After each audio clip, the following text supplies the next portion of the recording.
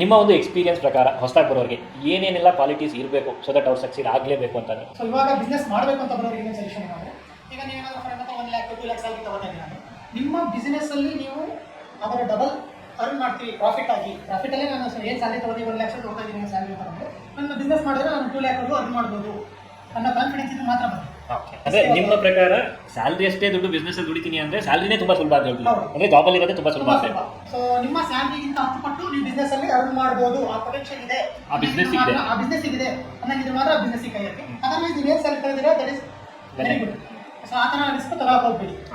ಅಂದರೆ ಸುಮ್ಮನೆ ನೀವು ಹೇಳೋ ಪ್ರಕಾರ ಫ್ರಸ್ಟ್ರೇಷನ್ ಅಲ್ಲಿ ಜಾಬ್ಗೆ ಹೋಗ್ಬೇಕಲ್ಲ ಆ ಥರ ಥಾಟ್ ಇಟ್ಕೊಂಡು ಹೋಗ್ಬೇಡಿ.